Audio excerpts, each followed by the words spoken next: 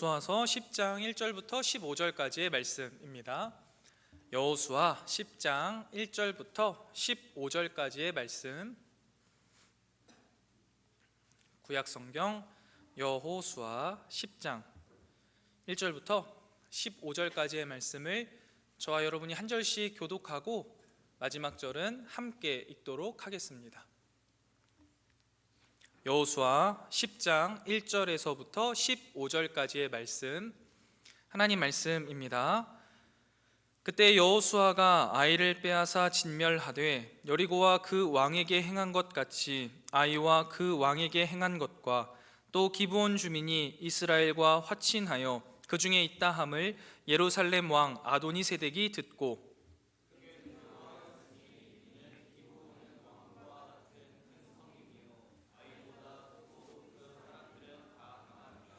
예루살렘 왕 아도니세덱이 헤브론 왕 호암과 야르뭇 왕 비람과 라기스 왕 야비아와 에글론 왕 드빌에게 보내어 이르되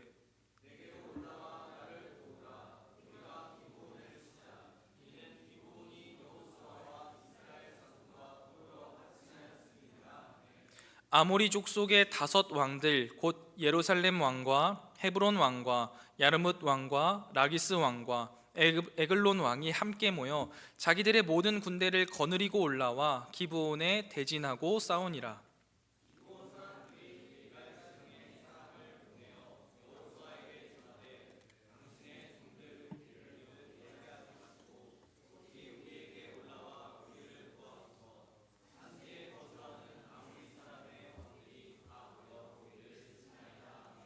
여호수아가 모든 군사와 용사와 더불어 길갈에서 올라가니라.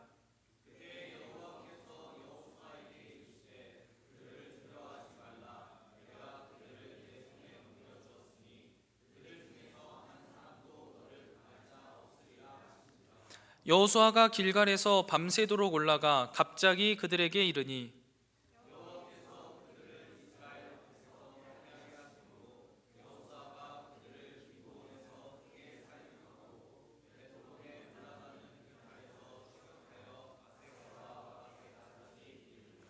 그들이 이스라엘 앞에서 도망하여 베토론의 비탈에서 내려갈 때에 여호와께서 하늘에서 큰 우박덩이를 아세가에 이르기까지 내리심에 그들이 죽었으니 이스라엘 자손의 칼에 죽은 자보다 우박에 죽은 자가 더 많았더라.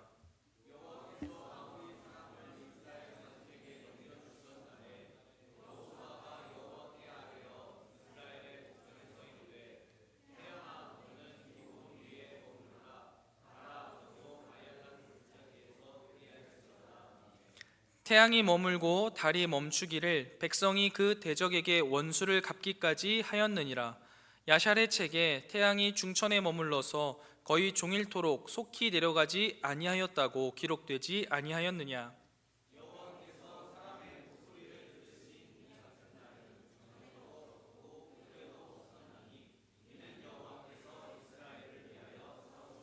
함께 읽겠습니다. 여호수아가 온 이스라엘과 더불어 길갈 진영으로 돌아왔더라. 아멘. 우리 한 주간 치열한 삶 속에서 거룩한 바보로 살아내라 수고한 우리 서로를 위로하고 격려하면 좋겠습니다. 당신과 함께 거룩한 바보로 살 수 있어서 행복합니다. 수고 많으셨습니다. 하나님께서 당신의 수고를 아십니다. 여러분, 우리가 지난주에 거룩한 바보로 함께 살아가기라는 주제와 제목으로 우리가 말씀을 나누는데요, 이어서 2편을 함께 나누려고 합니다. 먼저 지난주 내용을 한번 짧게 되짚어보고 넘어가겠습니다. 하나님의 뜻에 순종하기로 결단하고 거룩한 바보로 살아야겠다 이렇게 결단한 여호수아와 이스라엘에게 하나님은 강하고 담대하라 라고 말씀하셨죠.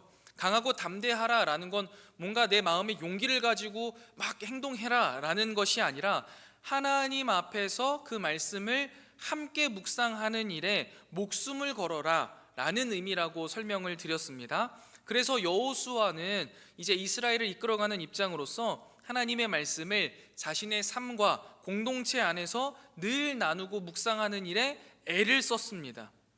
그렇게 하나님의 말씀에 순종하는 모범을 보였던 행동이 뭐였어요? 여리고성을 점령하는 것이었죠. 하나님의 말씀에 순종해서 매일 한 바퀴씩 6일 동안 돌고 마지막 7째 날에 7바퀴를 돌고 소리를 꽥 지르면 여리고성을 점령하게 해주시겠다라는 그 하나님의 말씀을 순종했고 나눴고 공동체가 동의했고 함께 살아냈던 거죠. 일주일 동안. 그래서 그렇게 달콤한 승리를 맛보았습니다. 엄청난 일이었던 거죠. 그리고 나서 계속해서 이 말씀을 나누고 있는데 단 한 사람이 하나님의 말씀에 불순종하여서 아이성에서는 씁쓸한 패배를 맛보게 됩니다. 그래서 이게 말씀이 공동체 안에서 함께 나누어지고 함께 세워가는 게 굉장히 중요하구나라는 것을 다시 한번 경험하게 된 거예요. 그리고 그 죄를 제거하는 일이 얼마나 힘들고 어려운 일인지도 이스라엘 백성들이 이제 경험하게 됐던 거죠.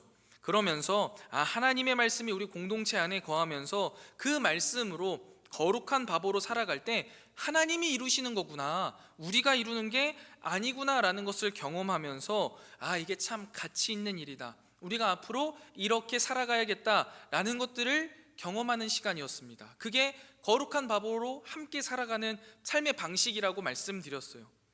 요기가 이제 지난주까지고요. 그 다음에 이제 쭉 살펴보면 한 가지 사건이 이제 딱 발생을 합니다. 아이성을 이제 순종하는 마음으로 아간을 잘 치리하고 그리고 나서 아이성을 점령하고 나니까 바로 이제 가나안 원주민들 중에 한 그룹인 기브온이라는 이 주민들이요, 이 이스라엘의 소식을 계속 듣고 있었던 거예요. 아이성 다음이 기브온이거든요. 그러니까 이 사람들이 소식을 듣는데 이 장난이 아닌 거죠. 그러면서 이 하나님의 소식을 듣고 이 사람들이 막 두려워 떨기 시작합니다. 물론 가나안에 있는 모든 사람들이 다 두려워했습니다. 그런데 이들은 두려운 결과 그들이 어떻게 하기로 했냐면 이거는 싸워서 될 게 아니다, 항복해야겠다, 하나님이라는 신 앞에 우리가 항복하고 들어가야지 우리 살 수 있겠다 해서 이 사람들은요 항복을 하려고 합니다. 그런데 그냥 항복해서는 그냥 죽어버릴 것 같은 거예요. 그래서 그들이 꾀를 냅니다. 그래서 멀리서 온, 기본이 아이송에서 멀지 않은데 멀리서 온 행색을 하면서 모양을 꾸미고 이제 이 여호수아와 이스라엘 백성들을 찾아옵니다. 낡은 가방 다 끼워 붙인 이제 가죽 포도주 부대, 좀 썩은 음식, 낡은 신발, 의복 막 이런 것들을 준비해서 이제 막 꼬질꼬질하게 해서 멀리서 왔다, 우리가 굉장히 오래 걸렸고 힘들었다 이러면서 이제 모세에게 다가가는데요, 이 모습을 보면요 아마 이 기브온 주민들은 하나님 그리고 하나님의 말씀에 대해서 어느 정도 듣고 알고 있는 게 있었던 것 같아요. 여러분 신명기 20장 10절부터 16절 말씀 한번 찾아보실래요? 신명기 20장 10절부터 16절까지 말씀입니다. 한번 찾아보세요. 구약성경 신명기 민신수 있는데 쭉 피시면 됩니다. 신명기 20장 10절부터 16절 말씀 보시면요 눈으로 따라오면서 읽으시면 됩니다. 제가 읽어드릴게요. 신명기 20장 10절부터 16절까지입니다. 내가 어떤 성읍으로 나아가서 치려할 때에는 그 성읍에 먼저 화평을 선언하라. 그 성읍이 만일 화평하기로 회답하고 너를 향하여 성문을 열거든 그 모든 주민들에게 내게 조공을 바치고 너희를 섬기게 할 것이요, 만일 너와 화평하기를 거부하고 너를 대적하여 싸우려 하거든 너는 그 성읍을 애워쌀 것이며 내 하나님 여호와께서 그 성읍을 내 손에 넘기시거든 너는 칼날로 그 안에 남자들을 다 쳐 죽이고 너는 오직 여자들과 유아들과 가축들과 성읍 가운데 있는 모든 것을 너를 위하여 탈취물로 삼을 것이며 너는 내 하나님 여호와께서 내게 주신 적군에게서 빼앗은 것을 먹을지니라. 내가 내게서 멀리 떠난 성읍들 곧 이 민족들에게 속하지 아니한 성읍들에게는 이같이 행하려니와 오직 내 하나님 여호와께서 내게 기업으로 주시는 이 민족들의 성읍에서는 호흡이 있는 자를 하나도 살리지 말지니. 아멘. 여기서 여호와께서 내게 기업으로 주시는 이 민족들은 뭐냐면요 가나안 민족들입니다. 그러니까 가나안 땅에 살고 있는 사람들하고는요 뭐 타협이 없습니다. 그냥 있으면 다 죽이면 됩니다. 헤렘이에요. 그냥 싹 다 죽이고 거기에 이제 이스라엘이 그 자리를 차지하는 것, 그게 하나님의 약속이었거든요. 그런데 가나안 족속이 아닌 다른 족속에게는 먼저 뭐를 해야 돼요? 화평을 청하는 겁니다. 그래서 그들이 화평을 원하면 화평을 하는 거고 그렇지 않으면 그때 공격하는 거예요. 그런데 이 기브온 사람들은요 가나안 족속이거든요. 그러니까 야 이거 우리 그냥 가면 이거 죽겠다, 이거 그냥 진멸당한다. 그러니까 우리가 가나안 족속이 아닌 것처럼 굉장히 멀리서 온 것처럼 이야기를 해서 우리를 속이고 그리고 언약을 받아야지 우리가 살아남을 수 있겠다라는 생각을 하고 이 꾀를 내서 그들을 속인 거죠. 그리고 그렇게 거룩한 바보로 살아가던 여호수아는 이 말씀을 기억하고 있으니까 얘네들 멀리서 왔네. 어디서 왔냐? 그러니까 이게 뭐 이야기는 제대로 안 하고 이렇게 멀리서 왔습니다. 저 이거 보세요. 막 빵도 다 썩었고요. 옷도 다 낡았어요. 너무 멀리서 오느냐 힘들었습니다. 우리를 종으로 좀 받아주세요. 우린 화해하고 싶어요. 화평을 원합니다. 이러니까 그냥 속아 넘어가서 받아줘 버립니다. 근데 그것을요 여호수아 9장 14절에 보면 어떻게 표현하냐면 우리가 그들의 양식을 취하고는 어떻게 할지를 여호와께 묻지 아니하고 그 맹세를 맺었다라고 이야기해요. 이 말씀이 어떤 의미가 있는 것일까요? 여러분 지금까지의 스토리를 한번 잘 생각해 보세요. 여호수아와 이스라엘은 하나님의 뜻에 순종하여서 살아가기로 스스로 결단했습니다. 그리고 그들 안에서 말씀을 나누는 공동체로 묵상을 하고 살아내는 공동체로 열심을 내었어요. 분명히 그들 안에는 하나님의 말씀이 나누어지고 있었다고요. 그런데도 불구하고 그들이 기브온 거민들한테 속아버렸어요. 그 이유가 뭐예요? 성경은요 여호와께 묻지 않았다라고 기록하고 있어요. 그럼 여호와께 묻지 않았다라는 말은 뭐예요? 말씀을 안 읽었다라는 건 아닌 거예요. 그게 뭐냐면 기도하지 않았다라는 거예요. 여러분 여기서 우리가 거룩한 바보로 살아가는 데 있어서 말씀의 공동체를 만드는 것 다음으로 우리에게 필요한 것이 함께 기도하는 것이 필요하다라는 것을 배울 수 있는 부분입니다. 말씀을 나와 공동체 안에 충만하게 하는 것만으로는 온전한 거룩한 바보 공동체로 살아갈 수가 없어요. 말씀과 늘 함께 해야 하는 것이 바로 이 기도라는 사실을요 우리는 분명히 기억해야만 합니다. 우리는 말씀을 통해서는요 하나님의 위대하신 뜻을 깨닫게 돼요. 그리고 그 기도는요 곧 하나님의 위대한 뜻을 이 땅 가운데 우리가 어떻게 구체적으로 적용해야 되는지를 깨닫게 합니다. 하나님이 일일이 하나하나 세부사항을 다 적어주지 않으셨단 말이에요. 하나님의 원대한 큰 뜻은 말씀을 통해서 깨달을 수 있습니다. 그리고 그 밑에 세부적인 것들은 기도를 통해서 하나님이 우리에게 확신을 주시고 가르쳐 주세요. 이렇듯 말씀과 기도는요 서로가 서로를 보완해 주는 거예요. 말씀만 읽어서도 안 되고 기도만 해서도 안 됩니다. 여러분 말씀만 읽게 된다면 무슨 일이 벌어지는 거예요? 오늘 본문 말씀처럼 이 세상의 속임수에 속아 넘어갈 수 있어요. 물론 하나님이 이후에 해결하시죠. 그럼에도 불구하고 속아 넘어갈 수 있다는 거예요. 반대로 근데 기도만 한다면 무슨 일이 벌어지는지 아세요 여러분? 기도를 하면서 이게 하나님의 뜻인지 내 뜻인지 기준이 없어요. 그래서 내 생각, 내 뜻에 속아 넘어가는 경우가 종종 있을 수 있어요. 그래서 말씀과 기도가 늘 함께 해야 한다라는 사실을 여러분 분명히 하셔야 합니다. 이 일을 위해서 우리 카리스 공동체가 올 한 해 말씀 묵상을 강조하면서 저와 또 우리 셀장님들 여러 믿음의 동역자들이 함께 말씀을 나누고 있죠. 지난주에 한 번도 안 한 분들이 계시다면 회개하시고 오늘부터는 말씀 묵상하는 일에 목숨을 걸고 나아가셔야 되는 거예요. 여러분 그냥 책 읽는 게 아니라고 제가 누차 말씀드립니다. 성경을 읽는 것은 하나님과 교제하는 일이고 나만 교제하는 게 아니라 우리가 살아낼 수 있는 유일한 방법이라는 것을 꼭 기억하셔야 돼요. 내가 안 하는 거는 나만 안 하는 게 아니에요. 우리 카리스 공동체가 못 살아내고 있는 게 돼버린다고요. 그러니까 꼭 말씀을 묵상하는 일 잘 하셔야 됩니다. 다음으로 기도해야 되는 거죠. 그래서 여러분 이 기도를 위해 우리 카리스가 이제 2월 한 달을 특별 금요 기도회 기간으로 이제 정하고 지내려고 합니다. 여러분 2월 한 달간은요 금요일에는 내 취미 생활이나 친구와의 만남들 뒤로 하세요. 그리고 금요일만큼 2월 한 달 금요일은요 매누아 기도에 나오시고 금요 철야 꼭 나오셔서 기도의 자리를 사수하세요.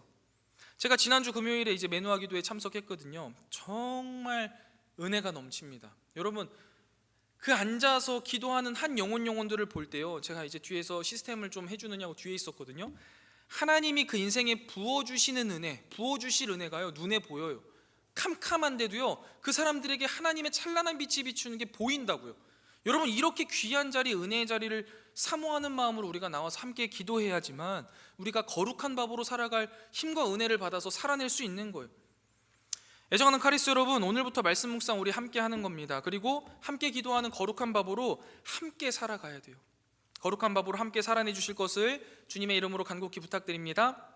자, 계속해서 스토리를 따라가 보면요 기도가 없이 살아가다가 속아서 넘어갔죠. 그래서 또 뭐가 발생하냐면 문제가 발생해요.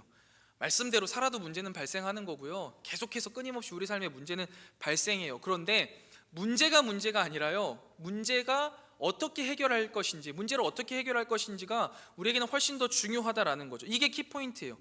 그런데 오늘 본문 말씀을 보면요, 여호수아와 이스라엘의 방식이요 참 의미가 있습니다. 그리고 이 부분이 오늘 설교를 좀 이해하는데 키포인트가 되니까 조금만 더 집중해 주시면 좋겠습니다.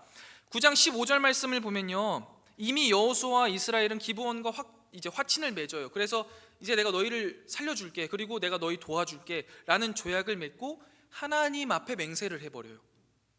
하나님 말씀에서 가나안에 살지 않는 민족들과는 먼저 화친을 맺으라 라는 이 말씀을 스스로는 지킨다라고 생각했던 거예요. 그래가지고 이게 뭐 말씀 안에서 제대로 하는 거지 라고 이제 속아 넘어간 거죠.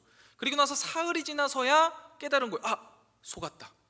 그러니까 이제 이미 그들이 하나님 앞에 한 맹세니까 이것을 뭐 어떻게 할 수가 없는 거예요. 파기하거나 어길 수가 없는 거죠. 그러니까 이제 이스라엘에서 막 난리가 나는 겁니다. 말씀을 다 알고 있잖아요.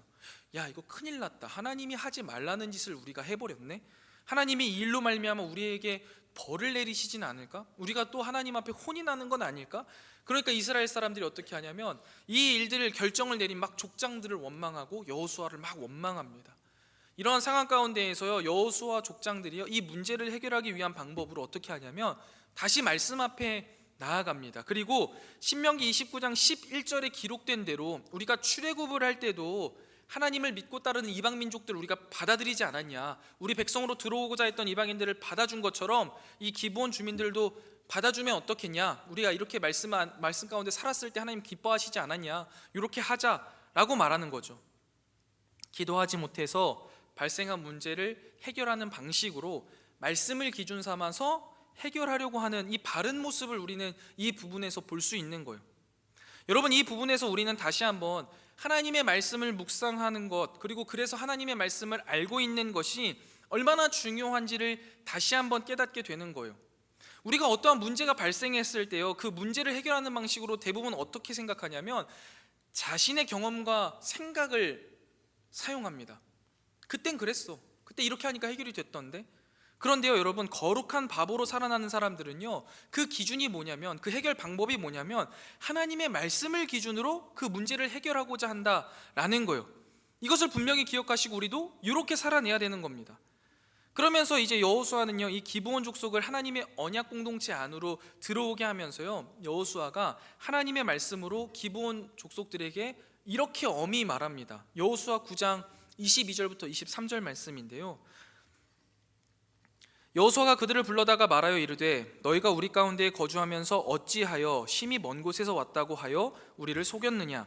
그러므로 너희가 저주를 받나니 너희가 대를 이어 종이 되어 다 내 하나님의 집을 위하여 나무를 패며 물을 깃는 자가 되리라 하니.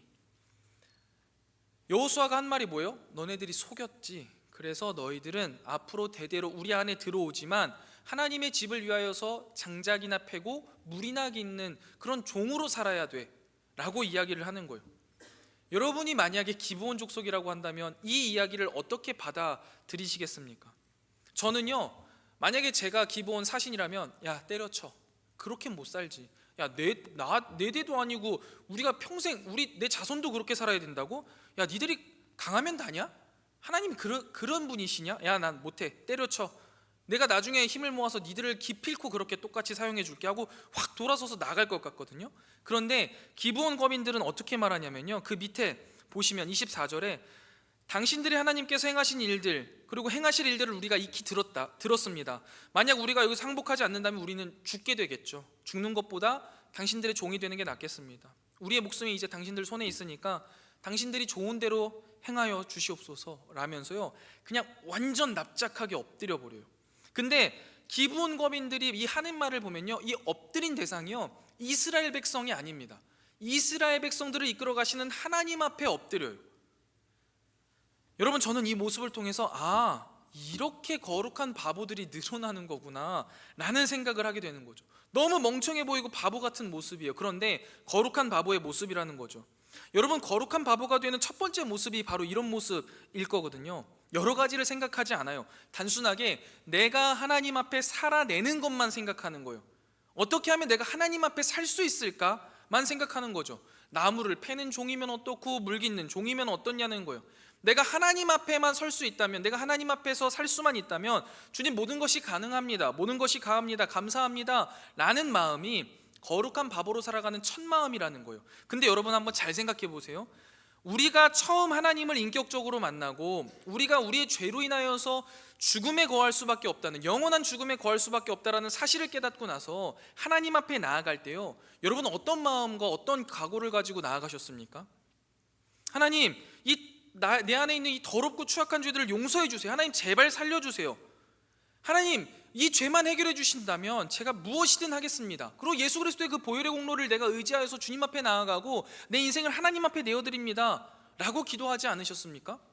이때 혹시 주님 참 감사한데요, 제가 한 10대 20대 때는 저를 위해서 좀 인생을 살아야겠고, 한 3, 40대 되면 결혼해야 되니까 육아로 좀 살아야겠고, 5, 60대는 이제 또 노후를 좀 준비하고 그 이후에 내가 당신을 위해서 내 인생을 드리겠습니다. 그 종처럼은 못 살고요, 그래도 우리 친구 관계로 대등하게 앞으로 잘해보시죠 라고 기도하신 분 있으세요? 없어요. 그렇게 기도하지 않는다고요. 그런데 여러분, 거룩한 바보로 살아가는 사람들은 이렇게 앞뒤를 재지 않고 상황과 형편을 따져가면서 섬기지 않아요.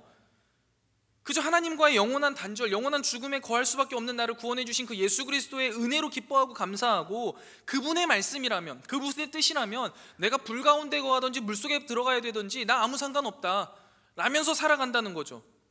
그런 고백이 당연히 나오는 거예요. 그게 기브온의 모습이고, 그게 거룩한 바보의 첫걸음이구나 라는 걸 생각하죠. 그런데 여러분, 다시 한번 이 시간 이제 우리의 상태, 현 상태를 한번 되돌아보는 겁니다. 그때 초심의 모습과 얼마나 많이 달라져 있냐라는 거죠. 혹시 그때 주일 예배만 겨우 드리겠다라고 결단하셨습니까? 내가 섬기는 일이 너무 많아, 이거는 안 되고 저거는 안 될 것 같아요 라고 이야기하셨나요? 일주일에 한 번 겨우 기도의 자리를 내가 지키겠습니다 라는 생각을 가지신 적 있어요? 시간 남을 때 내가 당신께 나아가고 당신의 말씀을 읽겠습니다 라고 결단하셨나요? 안 그랬단 말이에요. 그런데 여러분, 신앙생활이 오래되다 보면 이 초심을 잃게 됩니다. 그리고 하나님 앞에 오만하고 방자하고 건방지게 행동하면서 그게 당연하다라고 말도 안 되는 지식을 가지고 와서 그걸 덮어버리는 불신앙이 우리 가운데 자리 잡게 됩니다. 현재 상황이 이래서 어쩔 수 없는 거 아시잖아요. 이런 식의 이야기들이 자꾸만 돌아가는 거죠. 여러분, 그러한 것들을 다 내려놓으셔야 돼요. 바보는요, 그런 거 생각하지 않아요. 그냥 초심으로 돌아가서 내가 하나님의 집을 위하여서, 하나님의 영광을 위하여서 나무를 패던 물을 길던 하나님의 집을 위하여서 그 안에 내가 거할 수 있다면 주님, 그것만으로 너무 감사합니다. 내가 주님 앞에 내 인생 모든 것을 내어드리는 것만으로도 난 너무나 감사합니다 라고 고백할 수 있는 우리가 되기를 주님의 이름으로 축원드립니다. 이게 기브온 족속이 누렸던 기쁨이고요, 우리가 거룩한 바보로서 살아갈 때 누려야 되는 가장 첫 번째 기쁨입니다. 이것을 놓치면요, 신앙생활이요 피곤해요, 힘들어요.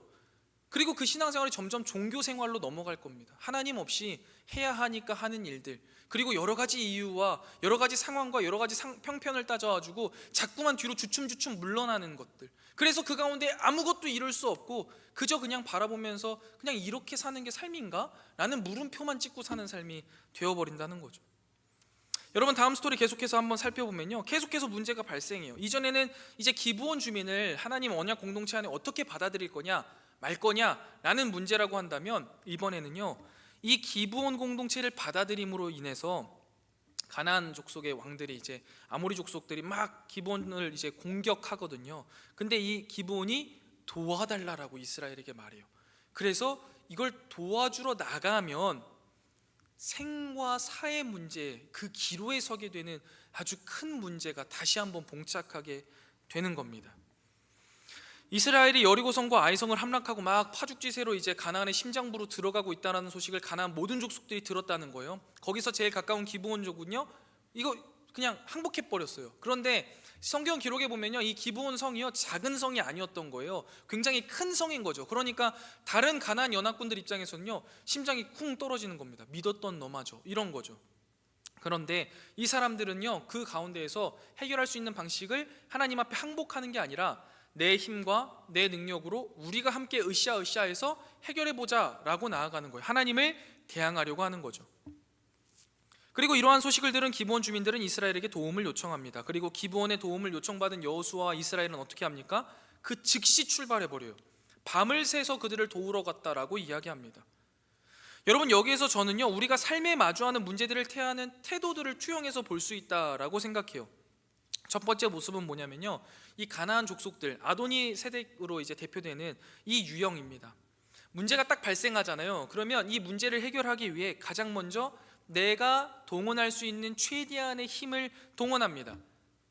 내가 가지고 있는 능력의 전부를 쏟아 넣어서 이 문제를 어떻게든 해결하려고 하는 거예요. 세상적으로 볼 때는 매우 당연한 거고요, 가장 합리적이고 지혜로운 유형이죠. 문제가 발생했어? 내가 가지고 있는 건 뭐야? 내가 동원할 수 있는 힘은 뭐야? 얼마나의 자원을 투입할 수 있어? 다 생각하고 계획해서 이것으로 해결하려고 하는 거죠. 두 번째 유형은 뭐냐면요, 여호수아와 같은 유형이에요.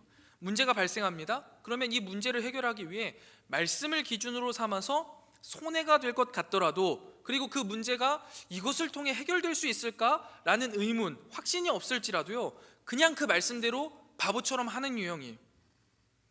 여러분, 이렇게 크게 두 가지 유형이 있다라고 한다면 여러분들은 과연 어떤 유형의 사람이라고 스스로를 생각하십니까?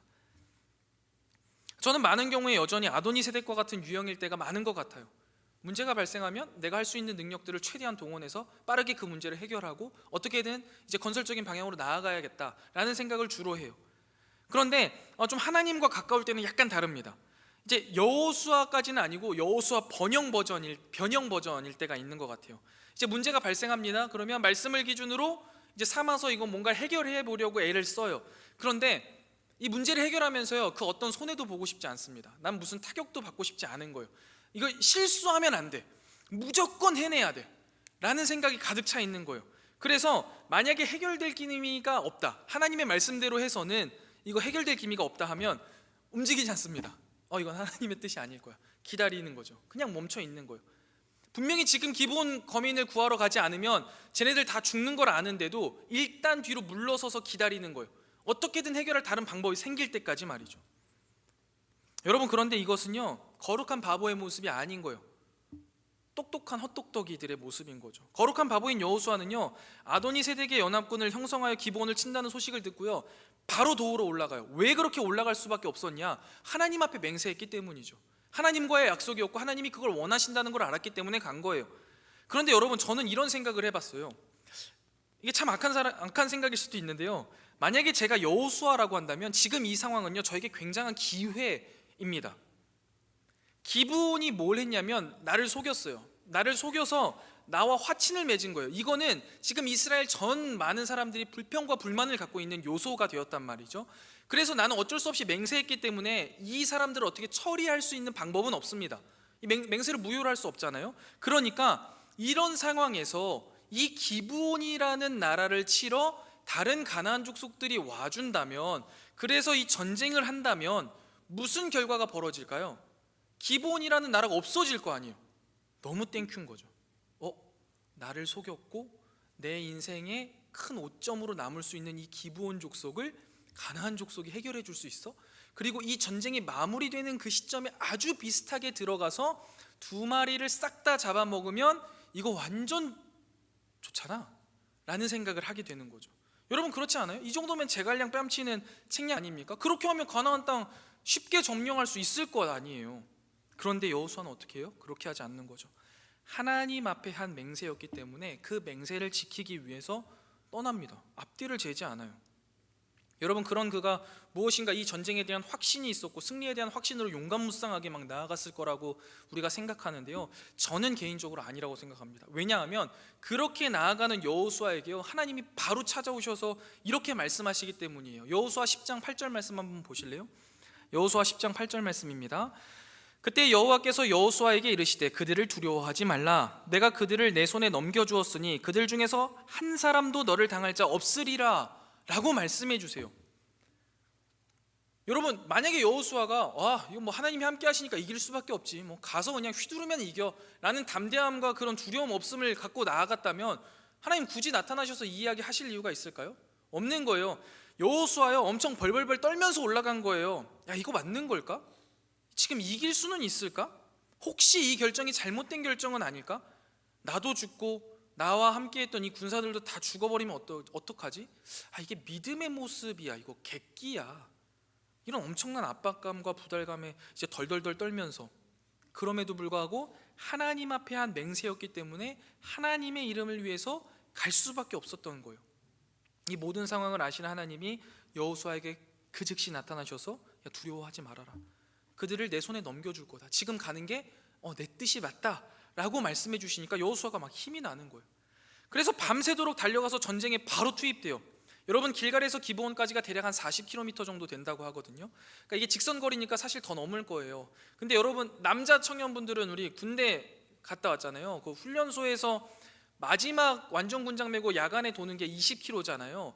그거 한 5시간 우리 걸었잖아요. 밤에 이제 완전군장 메고 그 20km를 걷는데 한 5시간 정도 걸리거든요. 근데 여기 10시간을 건 거예요. 40km니까 10시간 넘게 걸었고, 그리고 약간 이제 언덕이거든요. 언덕을 한 10시간 걸어서 들어가서 전쟁을 치른 거예요. 이 사람들이 제대로 전쟁을 치를 수 있을까요? 이거 불가능하잖아요. 여러분, 완전군장 메고 5시간 걷고 나서 뭐 했어요? 방에 다 들어가가지고 씻지도 않고 막 잘 수밖에 없잖아요. 힘들어가지고. 근데 10시간을 해서 들어갔다고요. 여러분, 근데 이 전투에서 어떻게 돼요? 승리합니다. 어떻게 승리할 수 있었을까요? 그들의 군대가 막 최정예 부대여서 그렇습니까? 막 대단한 막 UDT 막 특전사 이런 사람들입니까?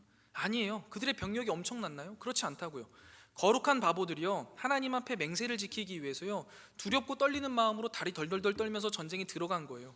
근데 그들의 대장 되신 하나님께서 그들과 함께 하시면서 그 전쟁을 이끌어 가셨기 때문에 그들이 승리했다라고 성경이 기록하는 거거든요. 그게 여호수아 10장 11절 말씀이에요. 한번 보실래요? 10장 11절 말씀. 그들이 이스라엘 앞에서 도망하여 베토론의 비탈에서 내려갈 때에 여호와께서 하늘에서 큰 우박덩이를 아세가까지 이르기까지 내리심에 그들이 죽었으니 이스라엘 자손의 칼에 죽은 자보다 우박에 죽은 자가 더 많았더라. 그들이 잘 싸워서가 아니에요. 하나님께서요, 하늘에서 막 우박을 막 내리시는 거, 이거 안 되겠거든요. 이렇게 해서 봐가지고는 저 거룩한 바보들이 할 수 있는 게 없거든요. 그러니까 이제 하나님이 막 일하시는 거예요. 하늘에서 막 우박을 내리셔서 이스라엘 자손이 칼로 죽인 사람보다 우박에 맞아 죽은 사람이 훨씬 더 많은 그 전쟁을 이끌어 가시는 거죠. 거룩한 바보들의 대장 되신 하나님이 거룩한 바보들과 함께 하시면서 그들보다 앞서 행하셨다라는 것을 의미하는 거예요. 여러분, 이게 거룩한 바보들이 살아가는 삶의 방식이라는 거죠. 하나님은 하나님 말씀에 순종하기 위해 두렵고 떨리지만 순종하는 그 거룩한 바보들과 함께 하신다는 거예요. 그리고 그들보다 앞장서서 일하시고 계신다라는 거죠. 그러면서 여호수아의 믿음도요, 성장하고 성숙해요. 하나님이 주시는 승리를 거두기 위해 시간이 부족한 거예요. 하나님이 그렇게 우박을 내려서 죽이시는데도 이 사람들이 너무 많은 거예요. 얼마나 많은 숫자였겠어요. 그러니까 너무 많으니까 분명히 밤새 넘어가서 아침부터 싸웠는데 시간이 부족하니까 이 여호수아가 뭐라고 이야기해요? 태양아 달아 멈춰라라고요. 시간을 멈추라고 이야기하는 거예요. 하나님이요, 그 명령에 힘을 더하셔서 진짜 멈추게 하셨다는 거예요. 이전에도 이후에도 이런 일이 없으셨다는 거예요. 그렇게 이 전쟁에서 엄청난 승리를 거두게 됩니다. 여러분, 여기까지의 내용을 한번 천천히 정리해 보면서 거룩한 바보로 살아가는 것, 거룩한 바보로 함께 살아가는 것이 무엇인지 다시 한번 쭉 정리해 보겠습니다. 여러분, 말씀대로 살아가기 위해 애쓰는 우리의 삶 속에서도요, 문제는 분명히 발생합니다. 이게 무조건 발생하는 거예요. 문제가 발생했다면 우리는 뭘 생각해 봐야 돼요? 기도를 통해 하나님께 여쭤봐야 됩니다. 그게 이제 순서예요. 말씀을 풍성하게 우리 안에 거하게 하는 것, 그리고 기도하는 것. 이거는 기본이에요, 기본. 그래서 그 가운데에 또 생기는 문제들이 있다고요? 그럴 때는 어떻게 해야 돼요? 삶 속에서 여러 문제들의 해답을 찾을 때 말씀 안에서 그 해답을 찾고 다시 한번 기도로 확인하고 그렇게 나가야 돼요. 그래서 찾은 해결책이요, 여러분, 어떻게 느껴지냐면 나에게 너무 큰 손해처럼 느껴져요. 만약에 기본 주민들이 실제로 그런 거죠. 아니, 이스라엘 백성 안에서 계속 종으로 살라고?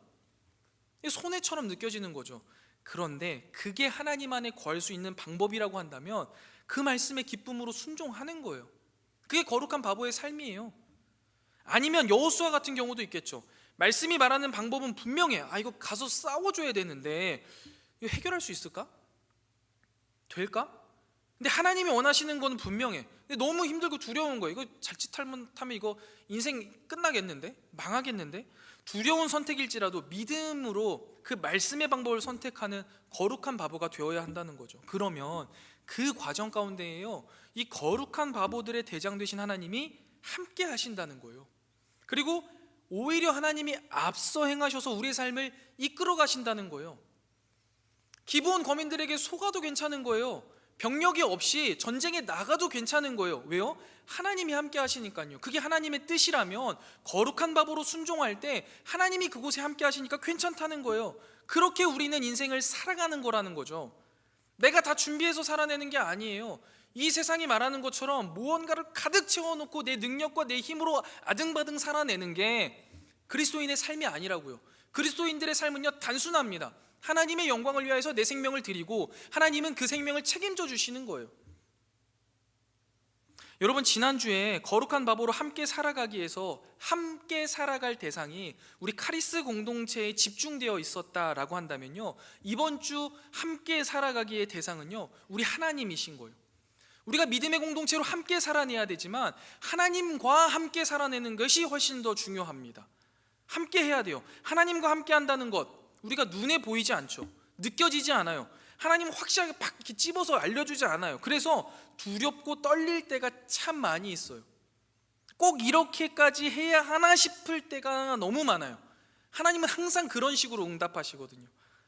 그래서 여러분, 손해를 볼 것 같고 너무 두렵고 떨리는 일들이 참 많다고요. 그런데 말씀을 통해서 보고 기도했을 때 그게 하나님의 뜻이라면 순종해야 돼요. 그리고 즉각적으로 또 적극적으로 나아간다면 하나님이 그렇게 거룩한 밥으로 살아내는 우리의 대장 되셔서 하나님이 찾아오셔서 독려하시는 거죠.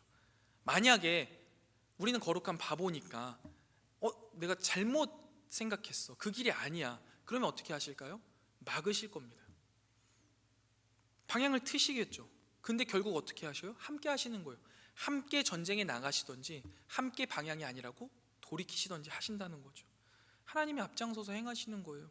우리는 이것을 믿고 살아가는 거룩한 바보가 되어야 한다라는 거죠. 오늘 설교를 준비하면서요, 다시 한번 짐 엘리엇 선교사님이 이렇게 탁 떠올랐어요. 여러분, 제가 이제 설교 때 종종 다뤄서 이제 아시는 분들도 있겠지만 대단한 사람이거든요. 휘튼 대학의 수석으로 졸업한 청년이었고, 이 청년이 정말 야만 민족인 아우카족이 복음을 받아들이지 못한다라는 그 소식을 듣고 하나님이 날 거기로 부르시는구나 라고 생각해서 결단해서 복음을 전하기로 나아가기로 합니다. 준비를 마친 짐 엘리엇과 4명의 선교사들이 이제 헬리콥터를 타고 쭉 에콰도르 동쪽에 있는 강가에 착륙했고요. 거기에서 얼마 있지 않아서 무전이 끊겼습니다. 그리고 계속 소식을 전하는데 없는 거죠. 그래서 몇 달간 소식이 끊어졌고 그들을 찾기 위한 수색대가 편성되어서 들어갔는데 이미 참혹하게 이제 창과 도끼에 다 찢겨서 죽여져 있었던 거죠.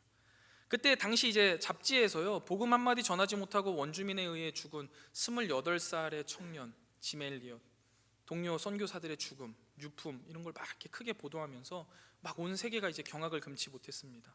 그러면서 이제 그런 문구를 넣은 거예요. 이 무슨 불필요한 낭비인가?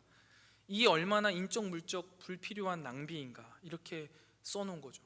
세상적으로 볼 땐 맞죠. 28살에 휘튼 대학교를 수석으로 졸업한 건강한 청년, 그와 함께했던 동일한 그 건강하고 미래와 장래가 촉망되는 그 청년들이 한순간에 죽어버린 거예요. 그래서 사람들은 참 회의적인 반응을 많이 보였다고 해요. 그리고 그 사건 이후로 젊은이들이 선교지로 가는 것을 많이 바꾸기도 했다고 해요. 그런데 그때 그의 아내 엘리자베스 엘리엇이요, 그가 평소에 남긴 글을 보여주면서 이렇게 말했다고 해요. 원하지 않는 일이 일어나야 낭비라는 거예요. 내 남편은 꿈을 이루었다는 거죠. 그러니까 낭비라고 말하지 말라는 거예요. 그 상황을 이제 쭉 보면요, 그들이 총을 가지고 있었는데 총을 쓰지 않았다고 하거든요. 그러니까 이 총은 이제 맹수들로부터 자신을 지키려고 했던 것이니까 복음을 전해야 될 대상들에게 쏠 수 없었던 거예요. 그들이 자신을 죽이려고 올 때 그냥 죽어버린 거예요. 근데 여러분, 이런 세상이 볼 때 낭비 같은 일들을요, 여기서 끝내지 않죠. 그리고 그의 아내가 간호사 훈련을 받고 그 아우카족에게 또 들어가요.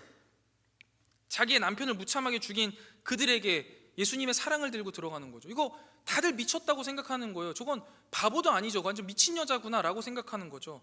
그들과 함께 생활을 하면서 막 글을 가르쳐주고 병자들을 정성껏 간호해 주었습니다. 근데 신기하게 죽이지 않는 거예요. 나중에 알게 보니까 이 아우카족은 여자를 안 죽이는 거죠. 여자를 죽이는 건 비겁한 자라고 생각해서 못 죽였던 거예요, 단순히. 그렇게 5년 동안 그들과 살면서 그들에게 정성을 다해서 사랑을 베풀고 간호사로 헌신합니다. 그리고 나서 5년 사역을 마치고 이제 안식년으로 돌아가려고 하는데 이제 추장이 너무 고마운 거죠. 이 사람을 통해서 많은 것들이 있었으니까. 그래서 이제 막 파티를 열어주면서 그제서야 이제 물어보는 거예요. 왜 이렇게 우리를 위해서 이렇게 고생하고 애쓰냐. 그러니까 그 여자 이제 엘리자베스 엘리엇이 제 남편이 당신들을 너무 사랑했기 때문입니다 라고 말을 한 거죠. 그러니까 추장이 아니 우리는 당신의 남편을 모르는데 누굽니까 해서 그 이야기를 이제 쭉 알게 되는 거죠. 자신들이 10년 전에 죽였던 그 사람이 이 엘리자베스 엘리엇의 남편이었고 그 사람을 뒤이어서 이 아내가 여기 왔다. 그러니까 이 사람들 할 말이 없는 거예요. 그리고 그 자리에서 아우카 부족의 모든 사람이 이 예수님을 영접하게 되었다고 합니다. 그리고 이 짐 엘리엇을 죽였던 장본인이었던 키모라는 사람이 부족 최초로 목사가 되었죠. 여러분, 짐 엘리엇이요 학교를 다닐 때 일기장에 썼던 글귀가 엄청 유명해요. 그게 뭐냐면 영원한 것을 얻기 위해 영원하지 않은 것을 버리는 일은 결코 바보 같은 선택이 아니다라는 거예요. 사람들은 낭비라고 이야기하고 바보 같은 선택이라고 이야기하지만 이 짐 엘리엇에게서는 이게 바보 같은 게 아니고 낭비가 아닌 거예요. 세상의 눈에는 이들의 죽음이야말로 가장 헛돼 보이는 바보 같은 모습일 수 있습니다. 그런데 그로 인해 맺어진 복음의 열매, 하나님의 눈으로 본다면 비교할 수 있을까요? 거룩한 바보의 길은요 설령 목숨을 버리더라도 영원한 생명을 얻기 때문에요 결코 바보 같은 선택이 아닙니다. 거룩한 바보는 바보가 아니에요. 세상의 방식에 계산에 연연하지 않아야 거룩한 바보로서 이런 발걸음을 우리가 시작할 수 있거든요. 여러분, 우리는 너무 많이 생각하는 것 같아요. 이 세상을 살아가면서 분명히 우리는 거룩한 바보로 살아야 되는데 똑똑한 사람으로 살아가고 싶어 해요. 사도 바울이 그리스도를 따르면서도 이 세상의 계산 방식을 버리지 못한 사람들을 안타까워하면서요 고린도전서에 이렇게 말합니다. 만일 그리스도 안에서 우리가 바라는 것이 다만 이 세상의 삶뿐이라면 우리는 모든 사람들 가운데 가장 불쌍한 사람이다. 여러분, 잘 생각해 보세요.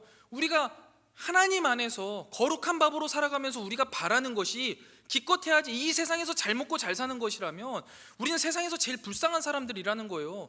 이렇게 살아서는 그렇게 살 수가 없어요.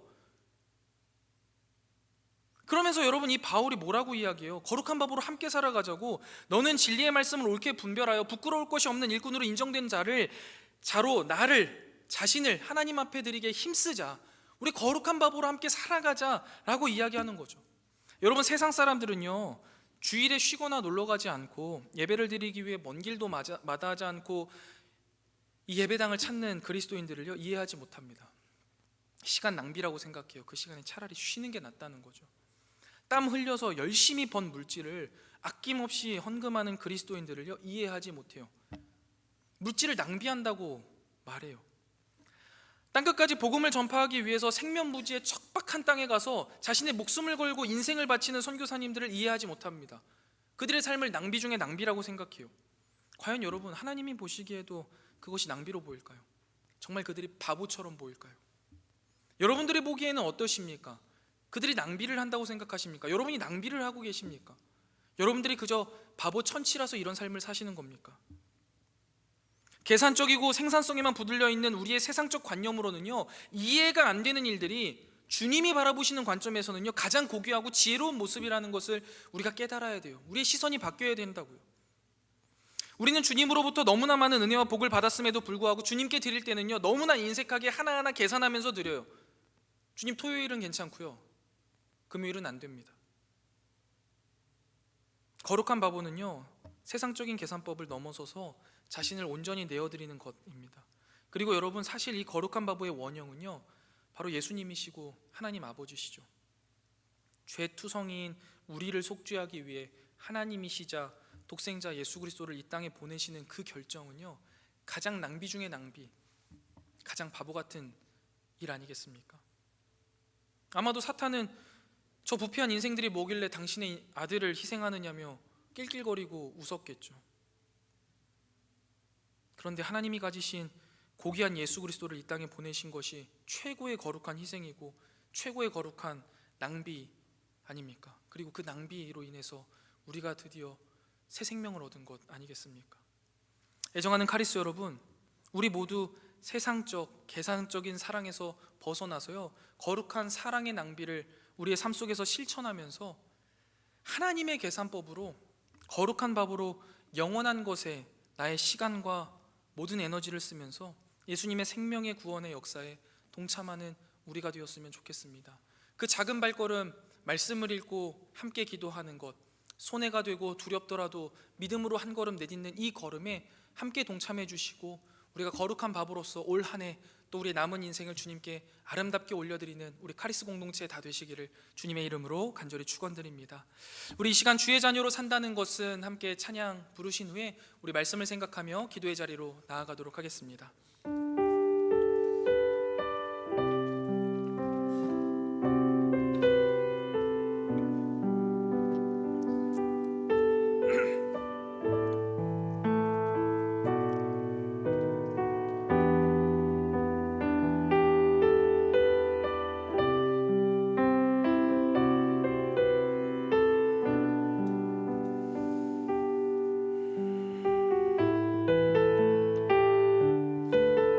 주의 자녀로 산다는 것은 주의 자녀로 산다는 것은 불 가운데로 걸어가는 것, 그 속에서 신실하게 날 지키시는 그 손길을 경험하는 것. 주의 자녀로 산다는 것은 주의 자녀로 산다는 것은 바다 위로 걸어가는 것, 바다 위로 걸어가는 것,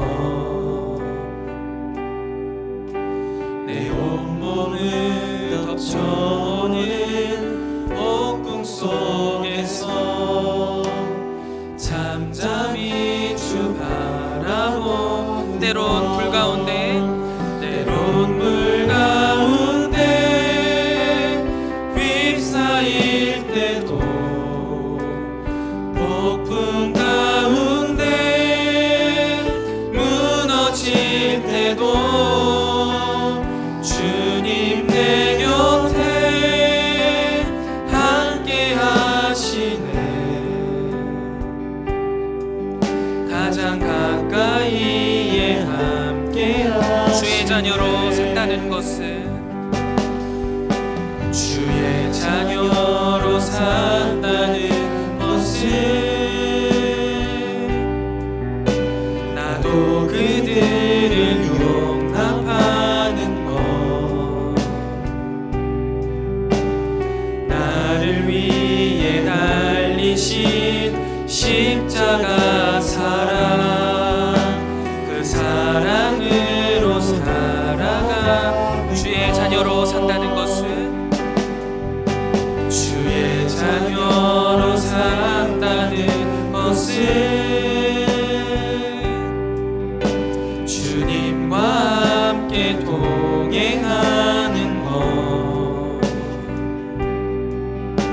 주께서 지신 십자가 기꺼이 지고 주와 함께 걸어가는 것, 때론 불 가운데 휩싸일 때도, 폭풍 가운데 무너질 때도 주님 내 곁에 함께 하시네.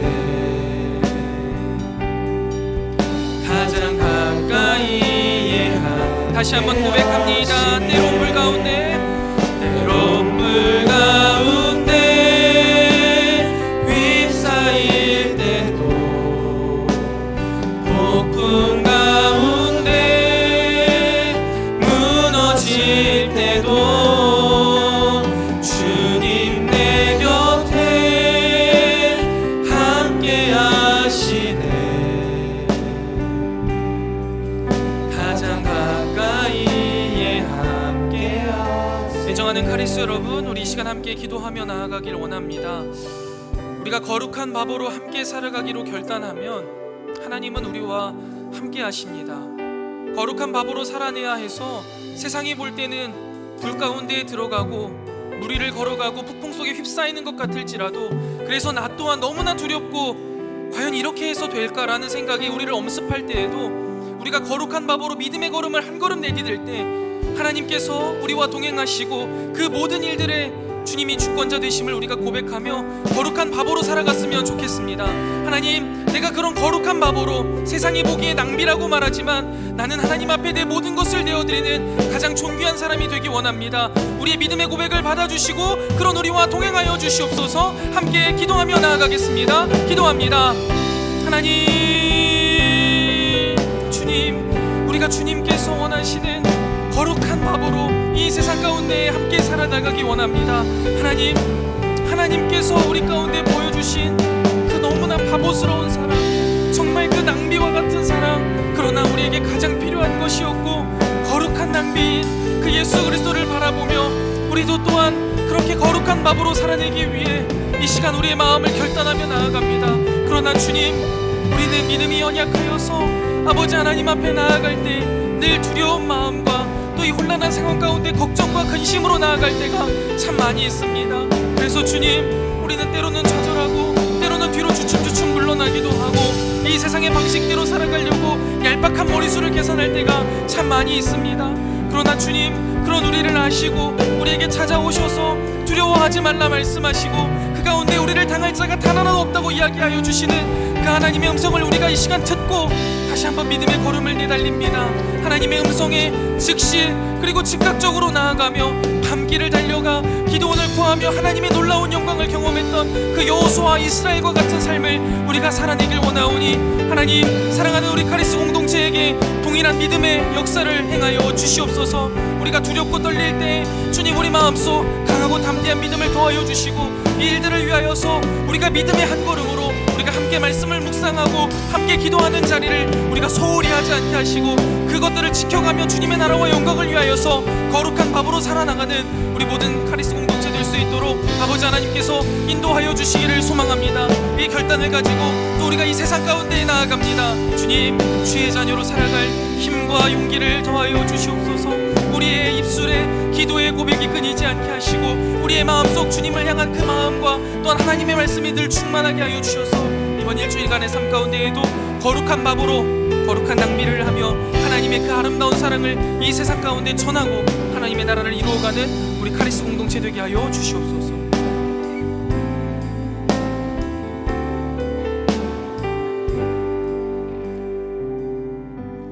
우리의 대장 되신 하나님, 이 시간 우리가 말씀을 통해 당신의 음성을 듣고 주님의 뜻을 따라 살기를 간절히 바라며 기도하오니 앞서가신 그 길 신실하게 따라가게 하시고 승리하게 하여 주시옵소서.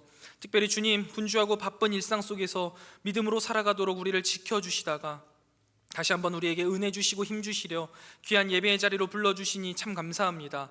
오늘 우리에게 주신 말씀이 우리의 이성 가운데 잘 정리되게 하시고 우리 마음속 깊숙한 곳에 심기워지게 하시며 우리 삶 가운데 아름답게 피어나게 하여 주셔서 우리의 삶이 하나님의 편지요 향기로 쓰임받게 하여 주시옵소서. 주님, 거룩한 바보의 대장 되신 하나님께서 하신 그 거룩한 낭비, 바보스러움 우리가 동일하게 따라가기 원합니다. 하나님께서 원하시는 일이라면 내 자신을 즉시 적극적으로 내어드리게 하시고 앞뒤를 재지 않게 하시며 오직 믿음으로 순종하며 나아갈 때 우리의 대장 되시는 하나님이 앞서 행하시며 그 모든 일들 가운데 승리를 이끌어 가심을 믿으며 그 믿음의 걸음을 함께 내딛는 우리 모든 거룩한 바보들 카리스 공동체 되게 하여 주시옵소서. 단순한 순종, 단순한 헌신, 계산하지 않는 신실함으로 하나님과 함께 승리하는 삶 살아가게 하여 주시옵소서. 이제는 우리 구주 예수 그리스도의 은혜와 하나님 아버지의 무한하신 사랑하심과 성령 하나님의 진리로 인도하시는 은혜의 크신 역사가 하나님께서 원하시는 거룩한 바보로 우리 카리스 공동체와 함께 또 하나님과 함께 살아내리라 잔잔히 다짐하고 돌아가는 사랑하는 모든 주의 백성들 머리머리 위에 이제로부터 영원토록 함께 있을지어다. 아멘.